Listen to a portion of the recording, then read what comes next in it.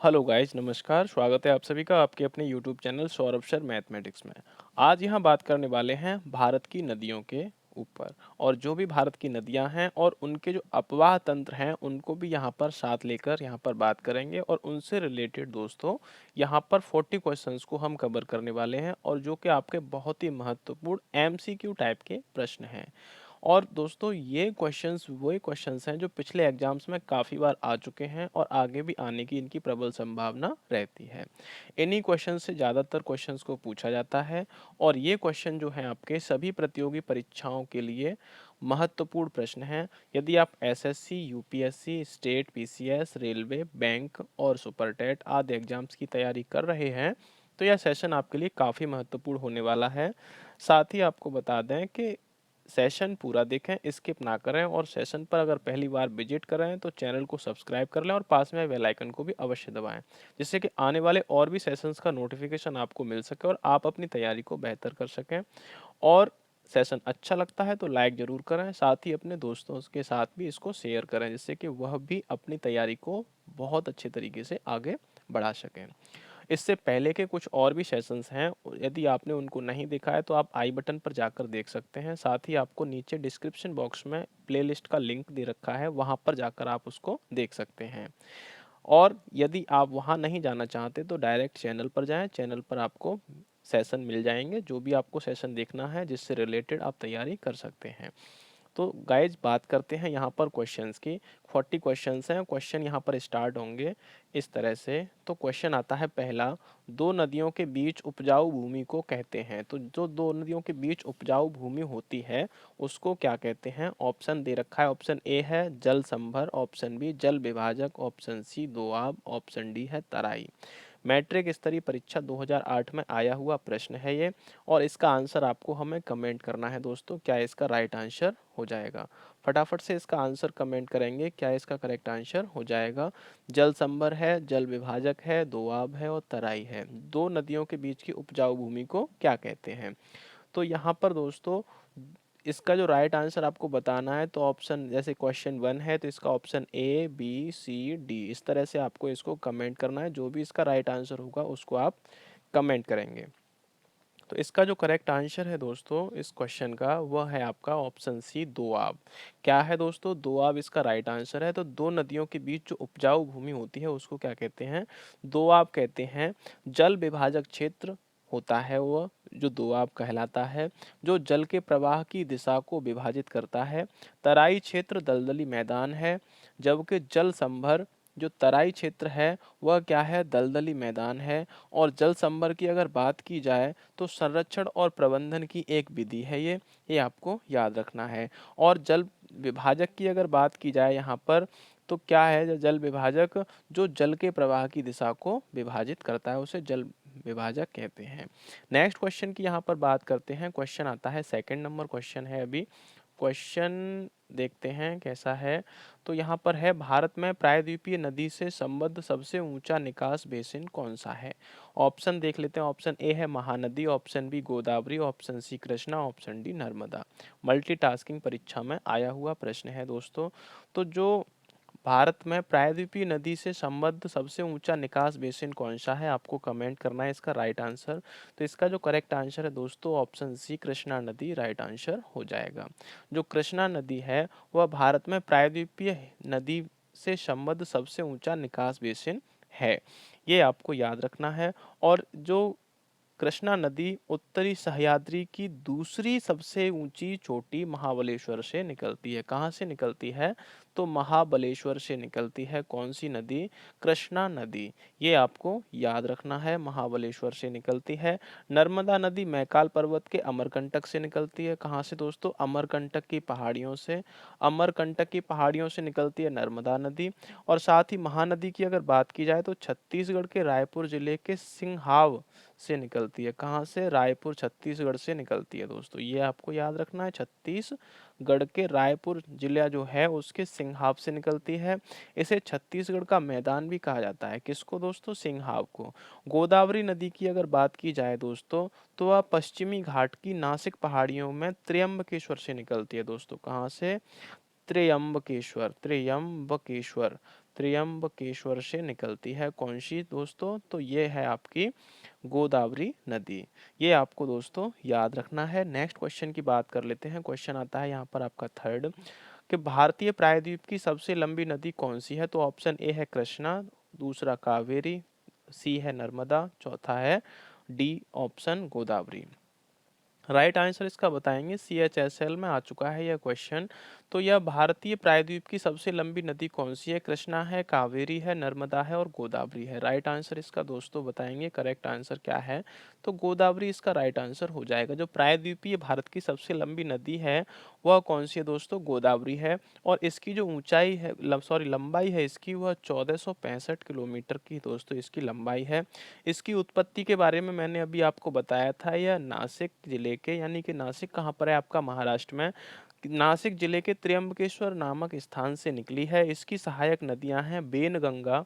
कौन सी है दोस्तों? बेनगंगा, बेनगंगा और पेनगंगा, पेनगंगा, पेनगंगा। ये आपको याद रखना है दोस्तों, क्योंकि यह नदियां पूछी जाती हैं सहायक नदियां, कि गोदावरी की सहायक नदियां कौन कौन सी हैं? तो वेनगंगा और पेनगंगा और प्राणहिता, इंद्रावती, मानेर और सबरी और वर्धा। इसे दक्षिण की गंगा के नाम से भी जाना जाता है दोस्तों। गोदावरी को किसके नाम से? दक्षिण की गंगा। साथ ही इसको वृद्ध गंगा के नाम से भी जाना जाता है। वृद्ध गंगा के नाम से भी इसको जाना जाता है। ये आपको याद रखना है। नेक्स्ट क्वेश्चन की बात करते हैं। क्वेश्चन नंबर आता है यहाँ पर 4।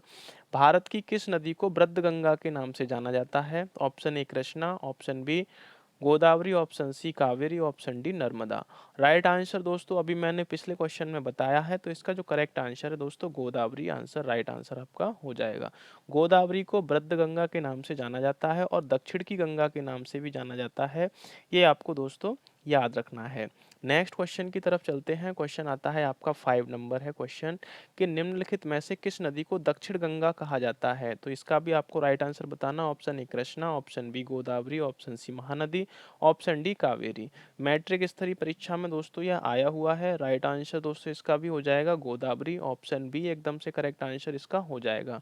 दक्षिण की गंगा, दक्षिण गंगा या गोदावरी या वृद्ध गंगा, तीनों को एक ही नाम से जाना जाता है। अगला प्रश्न है, नासिक किस नदी के किनारे स्थित है? आपको बताना है जो नासिक है वह किस नदी के किनारे स्थित है। तो ऑप्शन ए है, option A Mahanadi, option B Tapti, option C Krishna, option D Godavari. तो ये मल्टीटास्किंग में आया हुआ है। फटाफट से इसका आंसर कमेंट कर देंगे दोस्तों।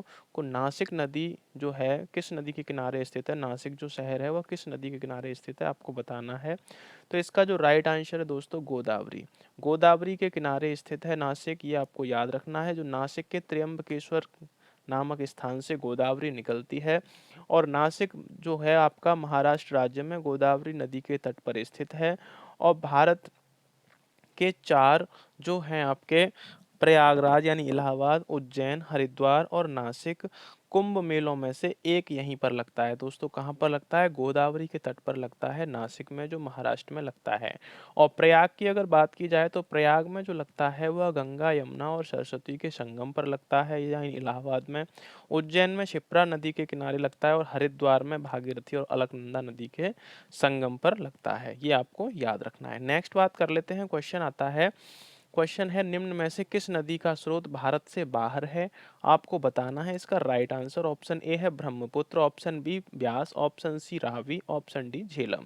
FCI परीक्षा में आया हुआ प्रश्न है कि कौन सी नदी है उसका जो स्रोत है भारत के बाहर से है।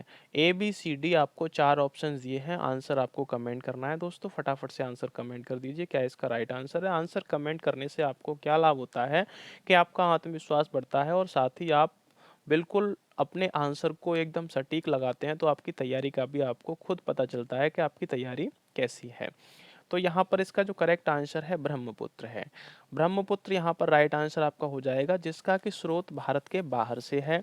ब्रह्मपुत्र नदी का जो स्रोत है वो तिब्बत में कुबी, तिब्बत में कहाँ से है दोस्तों? तिब्बत। इतना याद रखो अभी, तिब्बत से है। और कुबी आंगसी और चेमायुंगडुंग हिमानी के पास से इसका जो होता है वह स्रोत है दोस्तों। कहाँ से निकलती है ये? तो तिब्बत से निकलती है।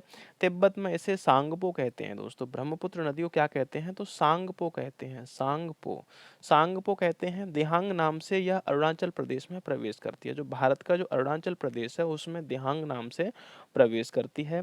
असम की घाटी में इसे ब्रह्मपुत्र के नाम से जाना जाता है। जबकि महानदी और रावी, ये महानदी है और रावी, रावी है, ब्यास है और महानदी है, रावी है, ब्यास है, चिनाब है, ये इनका जो उद्गम है दोस्तों, इन सभी का भारत में उद्गम है।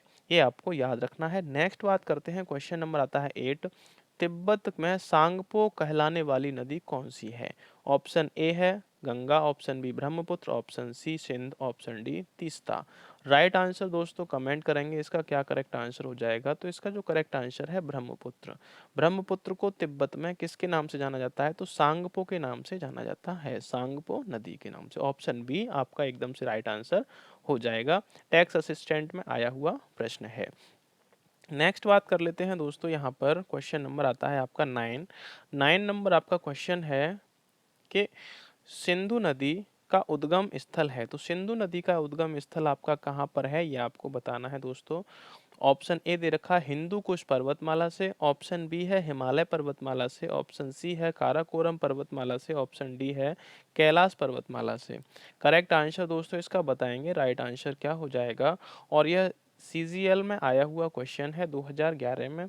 जो सिंधु नदी का उद्गम स्थल है वह कहाँ पर है, कहाँ से है, ये आपको बताना है। तो इसका जो राइट आंसर है कैलाश पर्वतमाला से सिंधु नदी का जो उद्गम स्थल है वह है। ऑप्शन डी आपका राइट आंसर हो जाएगा। तो सिंधु नदी का जो उद्गम स्थल है कैलाश पर्वतमाला स्थित मानसरोवर झील के पास से है। कैलाश पर्वतमाला तिब्बत में स्थित है और ट्रांस हिमालय का भाग है दोस्तों। जो कैलाश पर्वतमाला है वह ट्रांस हिमालय का भाग है। ये आपको याद रखना है, जियोग्राफी से रिलेटेड काफी महत्वपूर्ण तथ्य है। नेक्स्ट क्वेश्चन की अगर बात करते हैं, क्वेश्चन नंबर आता है 10। 10 नंबर क्वेश्चन को देखते हैं कि निम्न में से कौन सी नदी हिमालय से परे की नदी है? ऑप्शन ए है Ganga, option B Yamuna, option C Sutlej, option D Ravi. Right answer दोस्तों इसका बताएंगे क्या इसका करेक्ट आंसर हो जाएगा। फटाफट से आंसर कमेंट करें। तो ऑप्शन सी यानी सतलज इसका राइट आंसर हो जाएगा। गंगा अपने हिमालय के इस तरफ की नदी है और गंगा, यमुना और रावी तीनों भारत में उद्गम स्थल हैं और हिमालय से भारत की तरफ के उद्गम स्थल हैं। और यहाँ पर जो सतलज नदी है वह हिमालय के उस पार की नदी है। ये आपको याद रखना है। हिमालय पार से उद्गमित होने वाली प्रमुख नदियों में से एक है आपकी सतलज। दूसरी आती है सिंधु, सिंधु भी आपको याद रखनी है, सिंधु जो नदी है। और तीसरी है ब्रह्मपुत्र, ब्रह्मपुत्र। ब्रह्मपुत्र भी नदी आपकी हिमालय पार से निकलने वाली नदी है। ये आपको याद रखना है। नेक्स्ट बात करते हैं, क्वेश्चन नंबर है 11। निम्नलिखित में से कौन सी नदी भारतीय भू क्षेत्र से नहीं निकलती है? Option A Ganga, option B Sutlej, option D Mahanadi, option C Brahmaputra. CGL में आया हुआ 2015 में प्रश्न है दोस्तों ये। और इसी तरह के क्वेश्चंस ज़्यादातर आते हैं एग्जाम्स में। तो कौन सी नदी है जो भारतीय भूभाग से नहीं निकलती है? तो गंगा आपकी निकलती है, सतलज निकलती है, महानदी भी निकलती है। और यहाँ पर आपका जो है गंगा निकलती है और सतलज नदी आपकी महानदी, महानदी है, यहाँ पर महानदी भी निकलती है। और सिंधु है, सतलज नहीं निकलती है दोस्तों। ये आपको सतलज भी नहीं निकलती है और ब्रह्मपुत्र भी नहीं निकलती है। तो ऑप्शन आपका बी और ऑप्शन सी एकदम से करेक्ट आंसर दोस्तों यहाँ पर हो जाएगा। तो सिंधु, सतलज और ब्रह्मपुत्र तीनों नदियों का जो उद्गम स्थल है वह कहाँ पर है? भारत के बाहर है, भारत के भारतीय भू क्षेत्र से बाहर है। सिंधु नदी मानसरोवर झील के पास से निकलती है और सतलज नदी तिब्बत के राकस ताल से निकलती है दोस्तों। कहाँ से? राकस ताल से निकलती है ये दोस्तों, ये आपको याद रखना है। और ब्रह्मपुत्र नदी की अगर बात की जाए तो वह भी तिब्बत से ही निकलती है। ये आपको याद रखना है। बाकी महानदी और ये गंगा, ये दोनों नदियां कहाँ से निकलती हैं? तो ये हमारी दोनों नदियां भारतीय क्षेत्र से निकलती हैं। नेक्स्ट क्वेश्चन की बात करते हैं, क्वेश्चन नंबर आता है 12। निम्नलिखित में से कौन सी नदी हिमालय के पार से निकलती है? आपको फिर बताना है। तो सिंधु नदी, सरस्वती, गंगा, यमुना। राइट आंसर दोस्तों बताना है इसका क्या करेक्ट आंसर हो जाएगा, तो ऑप्शन ए यानी सिंधु नदी इसका करेक्ट आंसर दोस्तों हो जाएगा। CHSL में आया हुआ क्वेश्चन है दोस्तों। नेक्स्ट बात करते हैं, क्वेश्चन नंबर आता है आपका 13 नंबर क्वेश्चन है यहाँ पर कि भारत में कौन सी नदी को खुला नाला कहा जाता है। ऑप्शन ए है गंगा को, ऑप्शन बी यमुना को, ऑप्शन सी नर्मदा को, ऑप्शन डी गोदावरी को। मल्टीटास्किंग परीक्षा में आया हुआ प्रश्न है, तो खुला नाला कौन सी नदी को कहा जाता है आपको बताना है। गंगा को, यमुना को, गोदावरी को और नर्मदा को। फटाफट से बताएंगे दोस्तों। तो यमुना को खुला नाला के नाम से दोस्तों खुला नाला कहा जाता है, ये आपको याद रखना है। ऑप्शन बी एकदम से राइट आंसर हो जाएगा। यमुना नदी को खुला नाला क्यों कहा जाता है, क्योंकि इसके अत्यधिक प्रदूषित होने के कारण इसको खुला नाला कहा जाता है। नेक्स्ट क्वेश्चन आता है, क्वेश्चन नंबर है 14 नंबर क्वेश्चन है, भारत में कौन सी नदी विभ्रंश घाटी से बहती है। ऑप्शन ए है नर्मदा, ऑप्शन बी है कृष्णा, ऑप्शन सी है कावेरी, ऑप्शन डी है ताप्ती। राइट आंसर दोस्तों बताएंगे इसका क्या आंसर हो जाएगा। फटाफट से आंसर कमेंट कर दीजिए दोस्तों कि इसका राइट आंसर क्या हो जाएगा दोस्तों, फटाफट से करेंगे इसका आंसर कमेंट। तो नर्मदा, कृष्णा, ताप्ती, कावेरी, यहाँ पर दो नदियाँ हैं, एक नर्मदा है और एक ताप्ती है। दोनों आपका राइट आंसर दोस्तों हो जाएंगे, क्योंकि दो राइट आंसर यहाँ पर इसलिए हैं कि दोनों भी विभ्रंश घाटी से होकर बहती हैं, और साथ में तीसरी जो नदी है वह दामोदर नदी है दोस्ती। कौन सी है? दामोदर। दामोदर नदी जो है वो भी विभ्रंश घाटी से होकर बहती है। नर्मदा नदी और ताप्ती नदी अरब सागर में गिरती हैं, जबकि दामोदर नदी जो है वह हुगली नदी में मिलती है। दामोदर नदी को बंगाल का शोक कहा जाता है दोस्तों। यहाँ का बंगाल का क्या कहा जाता है? शोक कहा जाता है इसको। कौन सी को? दामोदर नदी को बंगाल का शोक कहा जाता है, क्योंकि इसने जो है प्राय तबाही मचाने वाली बाढ़ आती है। जो दामोदर नदी में क्या आता है? तबाही मचाने वाली बाढ़ आती है, इसीलिए इसको बंगाल का शोक कहा जाता है। नेक्स्ट क्वेश्चन की बात करते हैं, क्वेश्चन नंबर है 15, भागीरथी और अलकनंदा के संगम पर स्थित नगर है। तो भागीरथी और अलकनंदा के संगम पर कौन सा नगर स्थित है? ऑप्शन ए है Rudraprayag, option B Devprayag, option C है विष्णुप्रयाग, ऑप्शन डी है कर्णप्रयाग। मैट्रिक स्तरीय परीक्षा में आया हुआ प्रश्न है, फटाफट से आंसर बताएंगे इसका राइट आंसर क्या हो जाएगा। जो कि भागीरथी और अलकनंदा के संगम पर स्थित नगर है, तो वह आपका देवप्रयाग है। कौन सा है दोस्तों? देवप्रयाग कहाँ पर स्थित है? भागीरथी और अलकनंदा के संगम पर स्थित है।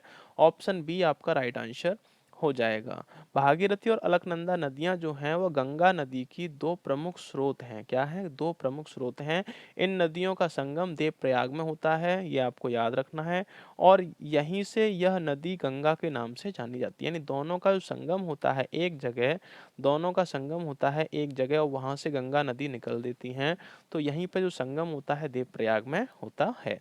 नेक्स्ट क्वेश्चन है आपका, भागीरथी और अलकनंदा गंगा के गंगा में कहाँ मिलती हैं? तो ये भी क्वेश्चन वही है, लेकिन रिपीट हो रहा है, थोड़ा चेंज होके हो रहा है।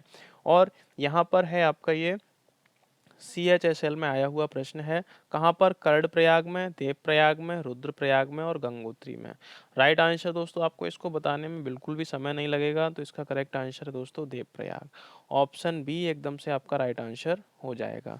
नेक्स्ट क्वेश्चन है, 17वां क्वेश्चन आ चुका है आपका, और भागीरथी और अलकनंदा का संगम कहाँ पर होता है? फिर से वही क्वेश्चन है, लेकिन स्टेनोग्राफर में आया हुआ 2014 में है, तो इसका भी ऑप्शन ए राइट आंसर हो जाएगा दोस्तों, देवप्रयाग में है। करेक्ट आंसर आपका ए ऑप्शन हो जाएगा। नेक्स्ट बात करते हैं, यहाँ पर क्वेश्चन है आपका 18वां, निम्नलिखित में से भारत के तलछट को परिवाहित करने वाली प्रमुख नदी कौन सी है? तो भारत के तलछट को परिवाहित करती है वह नदी कौन सी है? ऑप्शन ए है Ganga, option B Sindhu, option C है ब्रह्मपुत्र, ऑप्शन डी है यमुना। CPO परीक्षा में आ चुका है प्रश्न, फटाफट से कर दीजिए इसका आंसर कमेंट, क्या इसका राइट आंसर हो जाएगा। तो ऑप्शन ए आपका गंगा जो है एकदम से करेक्ट आंसर दोस्तों हो जाएगा। तो भारत के तलछट को प्रवाहित करने वाली प्रमुख नदी गंगा है। सिंधु और ब्रह्मपुत्र द्वारा भी तलछट प्रवाहित किए जाते हैं, किंतु इनकी जो मात्रा है गंगा के तलछटों से कम है। जो सिंधु है और ब्रह्मपुत्र, इनसे तलछट प्रवाहित किए जाते हैं, लेकिन गंगा की अगर तुलना की जाए इन दोनों से, तो इन दोनों के जो तलछट हैं वह कम हैं। इसी वजह से जो प्रमुख नदी है वह गंगा है। नेक्स्ट क्वेश्चन आता है आपका, क्वेश्चन नंबर है 19 नंबर क्वेश्चन है, निम्नलिखित में से कौन सी नदी अपना रास्ता बदलने वाले के लिए प्रसिद्ध है? बताइए दोस्तों इसका राइट आंसर क्या हो जाएगा। जो कौन सी नदी है वह अपना रास्ता बदलने के लिए प्रसिद्ध है? कमेंट कीजिए इसका आंसर। ऑप्शन ए है Narmada, option B Kosi, option C Brahmaputra, option D Damodar. Matric स्तरीय परीक्षा में आया हुआ प्रश्न है, फटाफट से आंसर कमेंट कर दीजिए। तो ऑप्शन बी आपका आंसर राइट हो जाएगा। कोसी जो नदी है अपना मार्ग बदलने के लिए, अपना रास्ता बदलने के लिए मशहूर नदी है। कोसी एक पूर्ववर्ती नदी है, ये आपको याद रखना है। इसकी मुख्य धारा अरुण एवरेस्ट चोटी के उत्तर में तिब्बत से निकलती है दोस्तों। कहाँ से निकलती है कोसी नदी? तिब्बत से निकलती है। नेपाल में मध्य हिमालय को पार करते ही पश्चिम की ओर इसकी सुनकोसी तथा पूर्व की ओर से तमूर कोसी आकर मिलती हैं। इसमें दो नदियां और आकर मिल जाती हैं। अरुण अरुण से मिलने के बाद यह सप्तकोशी बन जाती है दोस्तों। प्राय मार्ग बदलने की प्रवृत्ति के कारण इसे बिहार का शोक कहा जाता है। किसको? बिहार का शोक कहा जाता है। किसको कहा जाता है दोस्तों? तो कोसी नदी को बिहार का शोक कहा जाता है। ये आपको याद रखना है। और बिहार के शोक के नाम से भी कोसी नदी को जाना जाता है। नेक्स्ट क्वेश्चन आता है बिहार का विषाद। बिहार का विषाद है, आपको बताना। ऑप्शन है दामोदर, दूसरा कोसी, सी है सोन, डी है गंडक। मैट्रिक स्तरीय परीक्षा है, आता है क्वेश्चन, इसीलिए मैंने बोला था कि इसका राइट आंसर आपको कमेंट करना है। तो कोसी नदी, ऑप्शन बी एकदम से करेक्ट आंसर दोस्तों हो जाएगा। बिहार का शोक किसे कहा जाता है? तो कोसी नदी को कहा जाता है। साथ ही मार्ग बदलने वाली, सबसे ज़्यादा मार्ग बदलने वाली जो नदी है वह भी कौन सी? आपकी कोसी नदी है। नेक्स्ट क्वेश्चन है भारत की निम्न नदियों में से डेल्टा नहीं बनाती। ऑप्शन ए है Ganga, option B Godavari, option C Mahanadi, option D Tapti. जो डेल्टा नहीं बनाती है वह आपको यहाँ पर कमेंट करना है। फटाफट से बताएंगे कौन सी नदी ऐसी है जो डेल्टा नहीं बनाती है। तो यहाँ पर राइट आंसर दोस्तों हो जाएगा ताप्ती नदी। नर्मदा नदी है और ताप्ती नदी है, यह विभ्रंश घाटी से होकर बहती हैं तथा यह डेल्टा का निर्माण नहीं करती हैं। ये भी आपको दोस्तों याद रखना है। गंगा, गोदावरी और महानदी पूर्वी प्रवाह वाली नदियां हैं। ये बंगाल की जो खाड़ी है उसमें मिलन स्थल है इनका, और वहां पर डेल्टा बनाती हैं। जबकि ताप्ती पश्चिम दिशा की ओर प्रवाहित होती है दोस्तों। ये किधर प्रवाहित होती है? पश्चिम दिशा की ओर प्रवाहित होती है। और प्रवाहित होने वाली यह जो पश्चिम दिशा की ओर प्रवाहित होती है, यह अपने मुहाने पर डेल्टा का निर्माण नहीं करती है, एस्चुअरी का निर्माण करती है दोस्तों। ये आपको याद रखना है। नेक्स्ट क्वेश्चन की तरफ चलते हैं। क्वेश्चन नंबर आता है 22 नंबर क्वेश्चन है, निम्न में से कौन सा राज्य नर्मदा नदी की घाटी का हिस्सा नहीं है? फटाफट बताएंगे। Option A Madhya Pradesh, option B Rajasthan, option C Gujarat, option D Maharashtra. CGL में आया हुआ क्वेश्चन है कि कौन सा राज्य नर्मदा नदी की घाटी का हिस्सा नहीं है? फटाफट से बता दीजिए दोस्तों इसका राइट आंसर क्या हो जाएगा। फटाफट करेंगे कमेंट। तो इसका जो करेक्ट आंसर है राजस्थान हो जाएगा दोस्तों। नर्मदा नदी की घाटी का हिस्सा नहीं है तो राजस्थान नहीं है। बाकी आपकी जो नर्मदा नदी है मध्य प्रदेश में बहती है, गुजरात में भी है और महाराष्ट्र में भी है। नर्मदा की द्रोणी का 87% भाग जो है आपका मध्य प्रदेश में है और 1.5% आपका महाराष्ट्र में रहता है और बाकी का शेष आपका गुजरात में रहता है। तो दोस्तों ये कुल मिला के 100% तीन ही राज्यों में बहती है। राजस्थान में इसकी द्रोणी का विस्तार नहीं है बिल्कुल भी, और राजस्थान नर्मदा नदी की घाटी का हिस्सा नहीं है। ऑप्शन बी आपका राइट आंसर हो जाएगा। नेक्स्ट क्वेश्चन आता है, क्वेश्चन नंबर है 23 नंबर क्वेश्चन है, प्रायद्वीपीय भारत की निम्नलिखित में से कौन सी नदी अरब सागर में नहीं मिलती है? बताना है आपको इसका राइट आंसर दोस्तों क्या हो जाएगा। जो अरब सागर में नहीं मिलती है, प्रायद्वीपीय भारत की कौन सी नदी है जो अरब सागर में नहीं मिलती है? ऑप्शन 1 पेरियार, ऑप्शन बी है कावेरी, ऑप्शन सी है नर्मदा, ऑप्शन डी है ताप्ती। राइट आंसर बताएंगे दोस्तों क्या इसका करेक्ट आंसर हो जाएगा। फटाफट से कमेंट करेंगे। तो इसका जो करेक्ट आंसर है कावेरी है। क्या है दोस्तों? कावेरी। जो प्रायद्वीपीय भारत की नदी है, कौन सी नदी है जो अरब सागर में नहीं मिलती है? तो कावेरी नहीं मिलती है। बाकी आपका पेरियार है, नर्मदा है और ताप्ती है। ये तीनों नदियां जो जाती हैं वह कहाँ जाती हैं? ये तीनों नदियां अरब सागर में मिलती हैं, जबकि जो कावेरी नदी है यह बंगाल की खाड़ी में जाकर मिलती है दोस्तों। कहाँ पर? बंगाल की खाड़ी में जाकर मिलती है। नेक्स्ट क्वेश्चन की बात करते हैं। इंद्रावती, प्राणहिता और सबरी निम्नलिखित में से किसकी उपनदियां हैं? बताइए इसका। ऑप्शन ए है Ganga, option B Godavari, option C Kaveri, option D Krishna. ये ऑनलाइन स्टेनोग्राफर में परीक्षा में आ चुका है 2017 में क्वेश्चन। फटाफट इसका आंसर दोस्तों बताएंगे, क्या इसका राइट आंसर हो जाएगा। ऑप्शंस दे रखे हैं आपके सामने, गंगा, गोदावरी, कावेरी और कृष्णा। तो इंद्रावती, प्राणहिता और शबरी निम्नलिखित में से किसकी उपनदियां हैं? तो गोदावरी नदी की यह उपनदियां हैं, ये आपको याद रखना है दोस्तों। इंद्रावती, प्राणहिता और शबरी नदियां गोदावरी की सहायक नदियां हैं। इसकी अन्य सहायक नदियों के बारे में मैं पहले भी बता चुका हूँ, जैसे वर्धा, पेनगंगा, मानेर, मंजिरा, पूर्णा, प्रवरा, मूला, दूधना, वेनगंगा। ये भी आपको याद रखना, और दक्षिण की गंगा के नाम से भी इसको जाना जाता है। और यह प्रायद्वीपीय भारत की सबसे लंबी नदी है दोस्तों, ये भी आपको याद रखना है। तो ऑप्शन बी आपका करेक्ट आंसर हो जाएगा। नेक्स्ट क्वेश्चन आता है आपका 25 नंबर क्वेश्चन है, निम्नलिखित में से नदी कौन सी नदी दक्षिण में उत्तर की ओर बहती है? दक्षिण से उत्तर की ओर बहती है, तो आपको बताना। ऑप्शन ए है कृष्णा नदी, option B Kaveri, option C Son, option D Godavari. ये CHSL में आया हुआ क्वेश्चन है दोस्तों आपका, फटाफट बताएंगे। जो दक्षिण से उत्तर की ओर बहती है, यानी कि भारत के दक्षिण से भारत के उत्तर की ओर बहने वाली यह नदी है। तो फटाफट बताएंगे दोस्तों इसका राइट आंसर। तो इसका जो करेक्ट आंसर है, सोन नदी ऐसी है जो दक्षिण से उत्तर की ओर बहती है, प्रवाहित होती है। और यह पटना के निकट गंगा नदी में मिल जाती है दोस्तों। कहाँ पर? पटना के निकट यह गंगा नदी में मिल जाती है। तो कहाँ की है यह नदी? बिहार की नदी है दोस्तों। कहाँ की है? बिहार की नदी है सोन नदी, ये आपको याद रखना। और यह दक्षिण से उत्तर की ओर बहती है। नेक्स्ट क्वेश्चन की तरफ चलते हैं दोस्तों। क्वेश्चन आ चुका है, यहाँ पर छोटा करना पड़ेगा। और यहाँ क्वेश्चन है, सहायक नदी है और मुख्य नदी है।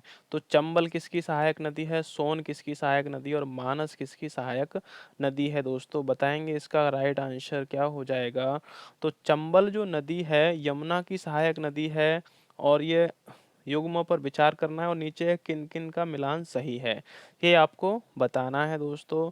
चंबल है कौन सी है दोस्तों? यमुना की है। और मानस जो है ब्रह्मपुत्र की नदी है। लेकिन सोन जो नदी है वह किसकी सहायक नदी है, ये आपको बताना है दोस्तों। यहाँ पर ये गलत है, क्योंकि जो सोन नर्मदा की नहीं है, बल्कि यह गंगा नदी की सहायक नदी है। तो यहाँ पर 1 ऑप्शन और 3 ऑप्शन आपका करेक्ट होना चाहिए, लेकिन यहाँ पर 1 और 2 है, यहाँ पर मिस प्रिंट है दोस्तों। 1 और 3 होगा, तब जाके हमारा आंसर सही होगा। ऑप्शन ए गलत है, ऑप्शन सी गलत है, ऑप्शन डी गलत है, ऑप्शन बी राइट आंसर हो जाएगा। क्योंकि चंबल जो नदी है वह यमुना की सहायक नदी है, और मानस नदी है वो आपकी ब्रह्मपुत्र की सहायक है। लेकिन सोन नदी गंगा की सहायक है, यहाँ पर यमुना बता रहा है। नेक्स्ट क्वेश्चन की बात करते हैं। क्वेश्चन नंबर आता है यहाँ पर 27 क्वेश्चन में देखते हैं, निम्नलिखित में से कौन सी नदी ज्वार नदमुख यानी एस्चुअरी बनाती है? ऑप्शन ए है नर्मदा नदी, option B Kaveri, option C Krishna, option D Mahanadi. यानी कि कौन सी नदी ऐसी है जो डेल्टा नहीं बनाती है, एस्चुअरी यानी नदमुख बनाती है? फटाफट से आंसर कर देंगे इसका कमेंट। डाटा एंट्री ऑपरेटर की परीक्षा में आया हुआ प्रश्न है। तो जो नदियां आपकी बंगाल की खाड़ी में गिरती हैं वह ज़्यादातर डेल्टा का निर्माण करती हैं, लेकिन जो नदियां अरब सागर में गिरती हैं वह एस्चुअरी का निर्माण करती हैं। तो अरब अरब सागर में गिरने वाली नदी आपकी नर्मदा नदी है। ऑप्शन ए आपका राइट आंसर हो जाएगा 27 नंबर क्वेश्चन का। ये आपको याद रखना है दोस्तों। नर्मदा का जो उद्गम स्थल है मैकाल पर्वत पर अमरकंटक की पहाड़ियों से है, अमरकंटक की चोटी से है। ये आपको याद रखना है, कहाँ पर? अमरकंटक कंटक की चोटी से है इसका।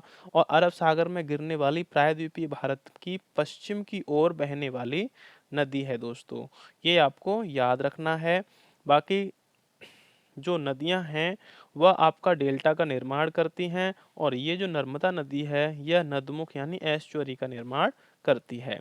नेक्स्ट क्वेश्चन की बात करते हैं। यहाँ पर क्वेश्चन है 28, निम्नलिखित में से कौन सी नदी अंततः अरब सागर में गिरती है? तो option A Kaveri, option B Narmada, option C Ganga, option D Yamuna. Multitasking में आया हुआ क्वेश्चन है, और अभी मैंने इस पे बात की है।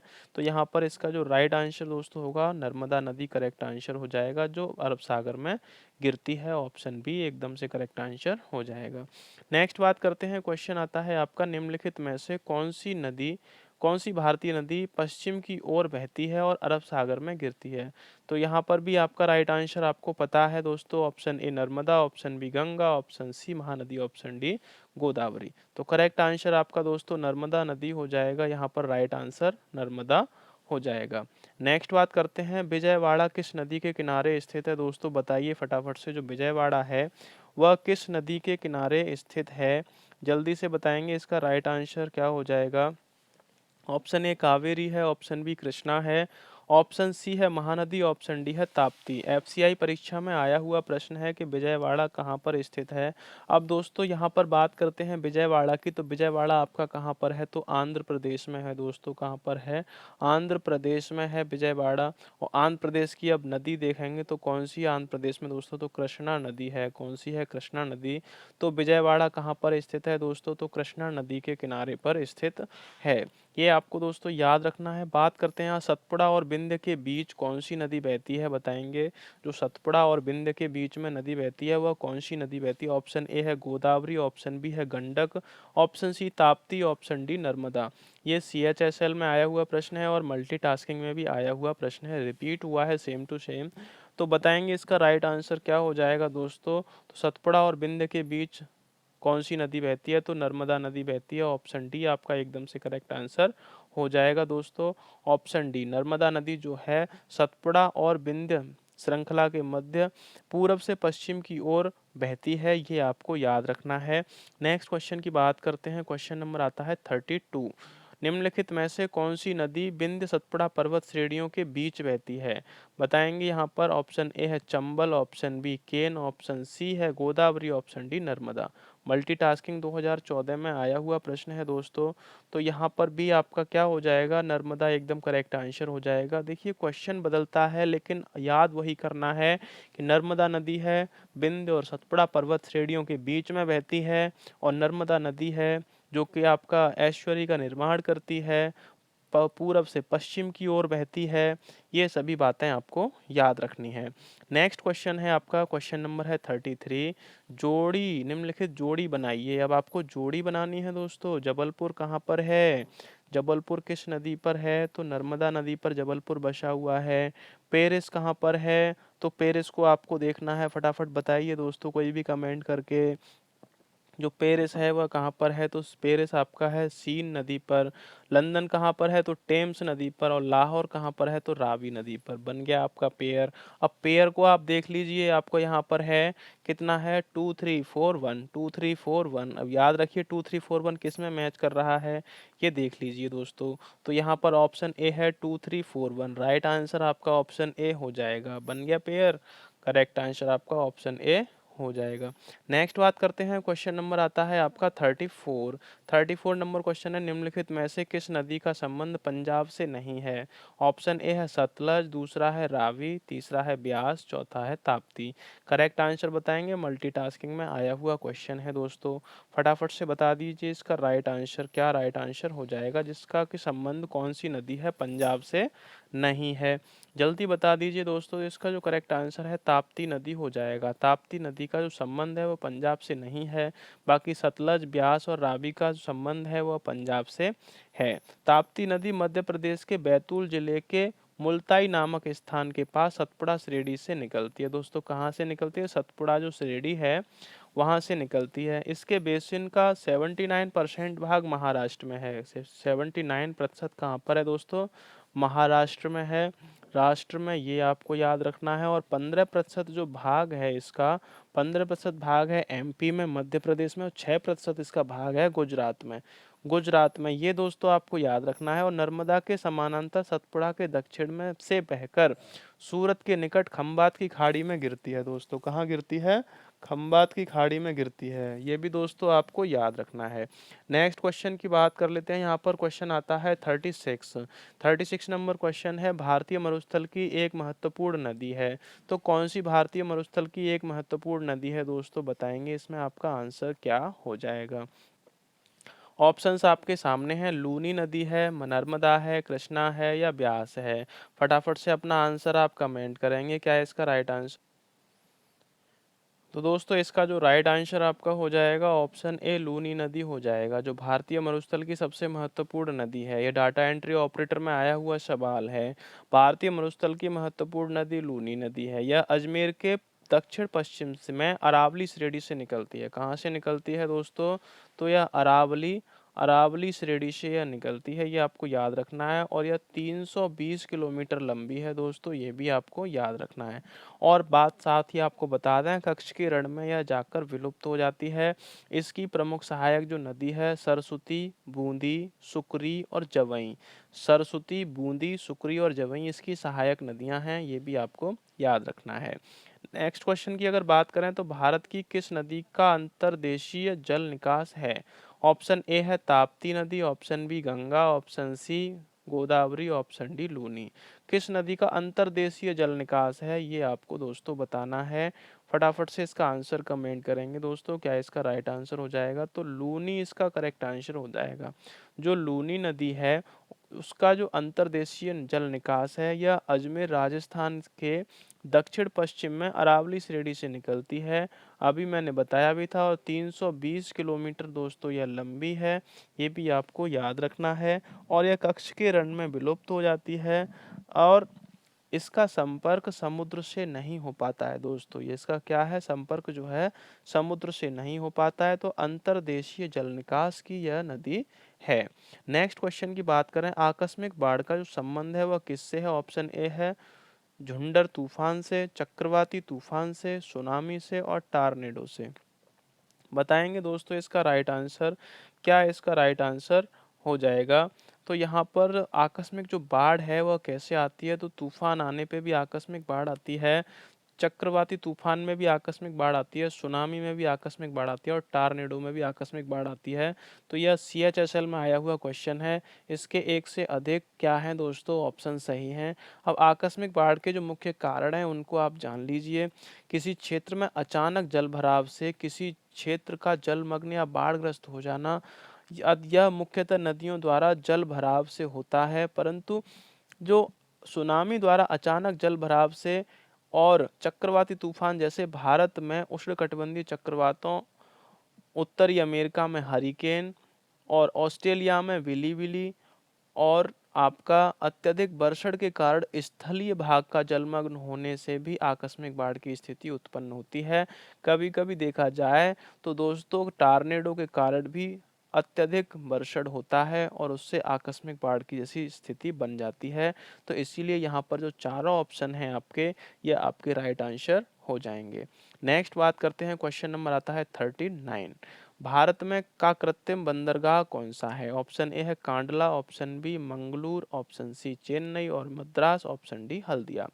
बताएंगे दोस्तों इसका करेक्ट आंसर क्या हो जाएगा? जो कृत्रिम बंदरगाह है वह कौन सा है, आपको बताना है इसका करेक्ट आंसर। फटाफट बता दीजिए दोस्तों, भारत का कृत्रिम बंदरगाह कौन सा है? कांडला है, मंगलूर है, चेन्नई है या हल्दिया है?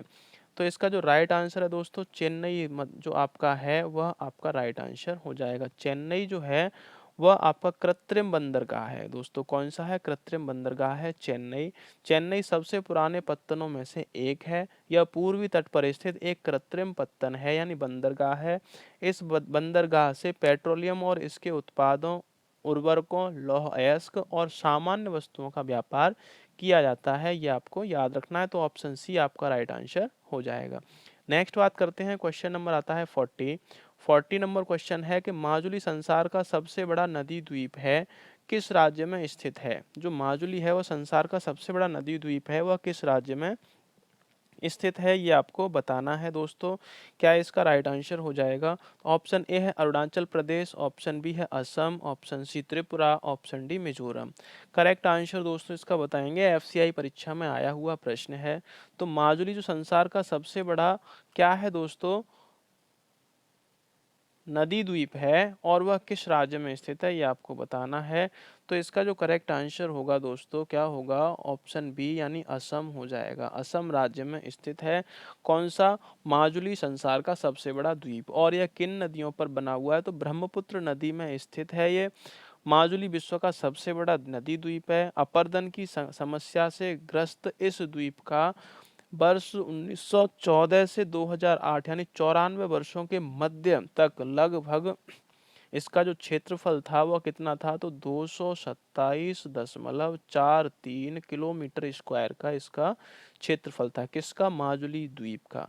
ये अपरदित हो चुका था, इतना इससे क्षेत्रफल 94 वर्षों में अपरदित हो चुका था दोस्तों। ये आपको याद रखना है। नेक्स्ट क्वेश्चन की अगर बात कर लेते हैं यहाँ पर, तो यहाँ पर नेक्स्ट क्वेश्चन है, भारत में कितने प्रमुख बंदरगाह हैं, ये आपको बताना है। तो ऑप्शन ए है 6, ऑप्शन बी है 9, ऑप्शन सी है 10, ऑप्शन डी है 12। CHSL में आया हुआ यह क्वेश्चन है दोस्तों। तो यहाँ पर कितने बंदरगाह हैं, और मेरी तरफ से आपको एक और ऑप्शन ऐड कर लीजिए, 13 है। तो यहाँ पर कुल मिलाकर कितने प्रमुख बंदरगाह वर्तमान में हैं, वर्तमान की अगर बात की जाए, तो यहाँ आपको ऑप्शन का राइट आंसर बताना है। तो इसका जो करेक्ट आंसर दोस्तों होगा वह आपका 13 हो जाएगा, क्योंकि वर्तमान में जो बंदरगाहों की संख्या है भारत में, वह कुल मिलाकर 13 बंदरगाह भारत में हैं।